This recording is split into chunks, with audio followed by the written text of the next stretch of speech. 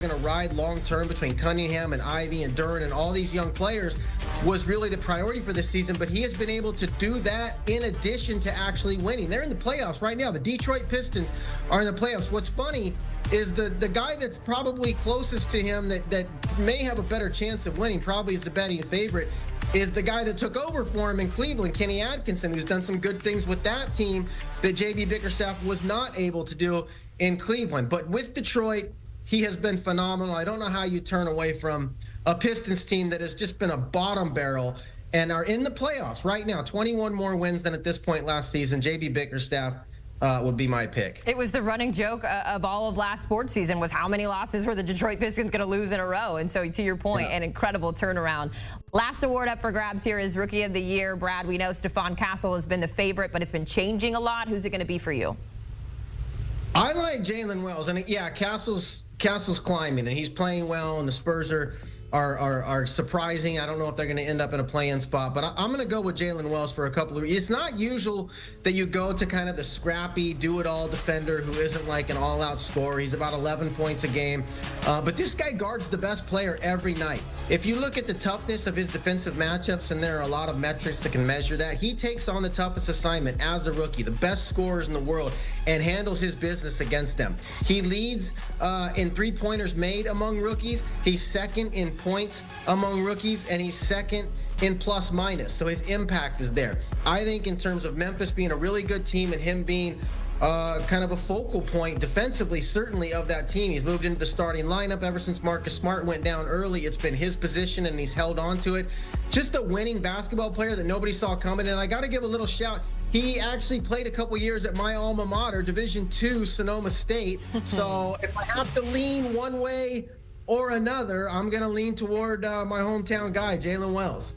Hey, listen, you said it. Sometimes you got to pick with your heart. I like it. Go with what you know. Our Brad Botkin handing out mid-season awards. Brad, thanks so much for hopping on HQ with us. I don't know, I'm biased because I'm from Dallas, but Luka Doncic being traded to the Lakers on a Saturday at midnight, no one saw it coming. I was literally asleep. My fiance had to wake me up to tell me this news.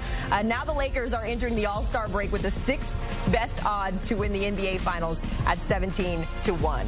So who are the favorites to win other awards on FanDuel at the mid-season point? Well, SGA has been balling out this year. He's the favorite to win MVP at minus 440. Stephon Castle, who balled out in the Rising Stars Challenge, is plus 155 to win Rookie of the Year. You can also catch him in the dunk contest later today. And Cade Cunningham, the favorite to be most improved player at minus 115. Let's hand out some CBS Sports HQ awards, though, with our CBS Sports NBA writer, Brad Botkin, at the mid-season point. Brad, we're starting with MVP. Is it going to be SGA or is it going to be someone else? It's really close. It's down to these two, Haley, and a lot of guys are having some really good seasons, but these guys have been unbelievable. But I'm going with Nikola Jokic. He's not the betting favorite. If I had to guess who is going to win, I think it is actually going to be SGA for a combination of voter fatigue, and they're going to end up as the best record in the Western Conference. It's sort of his time, and that's not to diminish what he's done, but Nikola Jokic has just been unbelievable. He's, I think, 3rd in points, 2nd in assists, 4th in rebounds, 4th in steals. It's unbelievable for a player to be top 5 in all 4 rebounder in the league at the same time. It's incredible. Look at those numbers that he is shooting. You don't have the 3-point percentage listed. This guy's shooting upwards of 45%. If you take out Heaves, the end of which he's one of the guys that's never scared to throw it up at the end of the clock. He's like a 50% 3-point shooter on legitimate volume this year. It's just incredible when he goes off the court, for as good as the Nuggets are. And it used to be a problem how bad their bench was, but this year Michael Malone has been staggering Jamal Murray, Michael Porter, so he has some strength on the bench units, and still the Nuggets fall off by 24 points per 100 possessions. That's in comparison to 14-point fall off when SGA goes off the court. So it's just unbelievable the impact that he continues to have. He's on track for the highest PER in NBA history.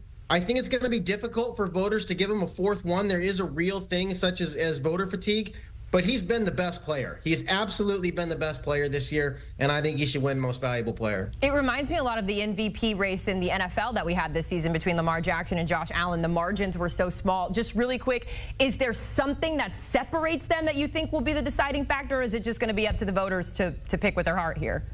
You have to. It's all sentiment. So what is important to you? But again, across the board in terms of impact, point differential. Yes, SGA is leading the league in scoring, and there are plenty of cases to make for him. Somebody's going to have to decide. Each voter's going to have to decide what they value more. And I think in the end, with it being this close, it's going to be very difficult for voters to go away from the team that's going to have the best record in the Western Conference. So, and potentially in the entire league. So we see that with all-star picks. A guy like Trae Young puts up huge numbers, and the coaches don't reward him until he has to get in as a fill-in because they reward winning. I think SGA will get the nod there because of winning, but I don't believe that he should. All right, let's talk about Coach of the Year. Who's it going to be for you, Brad? Bickerstaff. And listen, Detroit last year, at this time, they had 8 wins last year. They were an absolute disaster under Monty Williams. He was doing things to actively hurt that team. But he comes in and he's got Cade Cunningham playing like an all-star. He's really unleashed him in an effective way. This team is 6th. Nobody saw that coming. They have gone this morning. Of course, the NBA action continues out on the West Coast. Last night it was Team C winning the Rising Stars Challenge over the G League team, and now we'll see Castle, Dalton Connect, and Zach Edey playing against each other in the NBA All-Star teams Sunday night in San Francisco. But of course, before we get there, we got to make a little money. We always like to make money here on CBS Sports HQ between the dunk contest, the three-point contest. Let's get a betting preview as we welcome in Mike McClure from Sportsline. Mike, the dunk contest, you know it. It's just been kind of disappointing over the last couple of years. No shade to Mac McClung, but I want to see some action here. What's the bet here? What's the play? How do you bet it when it comes to the dunk contest? You know, Haley, I think, unfortunately, we might be in for a three-peat here. We didn't get the three-peat in the NFL with the Kansas City Chiefs, but Mac McClung is a large favorite, but for a reason here. I think what's important to understand is he's doing things that are obviously extremely creative, but this is what he lives for. This is his Super Bowl. He's not actually playing in the NBA. That should tell you a lot that they continue to invite him here to this. Standing at just 6'2". Look, no one has ever three-peated here. Nate Robinson does have 3 wins, but not in consecutive years. I think this could be the last year that we see Mac McClung in it. But for me, he is the deserving favorite. The crowd is expecting it. The judges are expecting it. There's a reason that he continues to get invited to this despite not being on an active NBA level roster. So I'm going to be on Mac McClung here as the big favorite. I miss when we were dunking over cars, like we were, there was magic involved in the dunk contest. Now we're just leaping over people. I want it to be spicy again. Let's talk about the three-point contest. When we showed it earlier, when it came to the odds to winning the three-point contest, I didn't even notice that Steph Curry wasn't on that list. It's his home court, Mike, and he's not throwing up three-pointers. Instead, it's Dame Lillard looking to repeat as champion last year. I know he put on a clinic. This was actually more fun than the dunk contest last year. So how are we betting this one? Who are you leaning towards, Mike?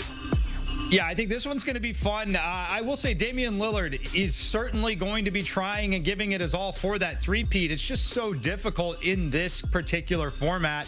I like Norman Powell here at plus 500, kind of the forgotten man a little bit here, and maybe has a little extra motivation. Having a fantastic season and has really shined since the departure of Paul George, but despite scoring 24 points a game, was not selected to the All-Star game, and that number is good for about 17th in the NBA in terms of overall scoring.